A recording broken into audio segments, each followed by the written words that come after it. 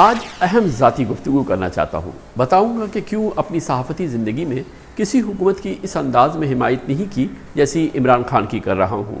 نقطہ بنقطہ آپ کے سامنے وجوہات رکھوں گا۔ یہ اس تجربے کی بنیاد پر ہے جو 9 حکومتی ادوار کو روزانہ کی بنیاد پر ایک محنتی صحافی کی حیثیت سے کور کرتے ہوئے میں نے حاصل کیا تھا۔ اختلاف رائے ہوگا، مگر میری عمران خان کی حمایت کی گزارشات یہ ہیں۔ اولین بڑی وجہ میرا یہ یقین ہے کہ عمران خان کو مال و متاع کی کوئی لالچ نہیں۔ دوسری وجہ میری معلومات و یقین ہے کہ عمران خان کسی مالی کرپشن میں ملوث نہیں، نہ ہی اپنے کسی دوست رشتہ دار کو جان بوجھ کر مالی کرپشن کی اجازت دے سکتا ہے۔ جہانگیر ترین، علیم خان، عامر کیانی وغیرہ پر جو الزامات لگے، میرٹ سے قطع نظر ان لوگوں کے ساتھ جو ہوا وہ آپ دیکھ لیں۔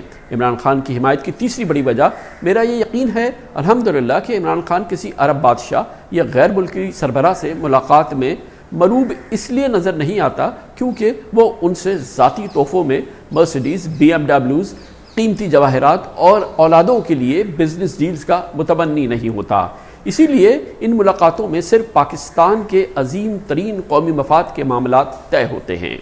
میری گزارش ہے کہ ایک بار نیب کا توشہ خانہ کیس آپ دیکھ لیں، کیسے 5ویں بار اقتدار کے متمنی PPP کے زرداری صاحب نے اپنے لیے BMW اور مرسیڈیز سمیٹی، بلکہ ایک مرسیڈیز 4تھی بار وزیر اعظم کے خواہش مند جناب نواز شریف کو بھی بھجوا دی۔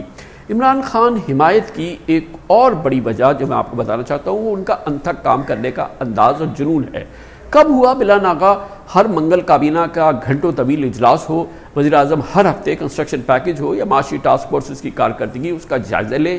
ان تمام وجوہات کی وجہ سے الحمدللہ آج افواج پاکستان کی پوری قوت وزیر اعظم عمران خان کی پشت پر کھڑی ہے۔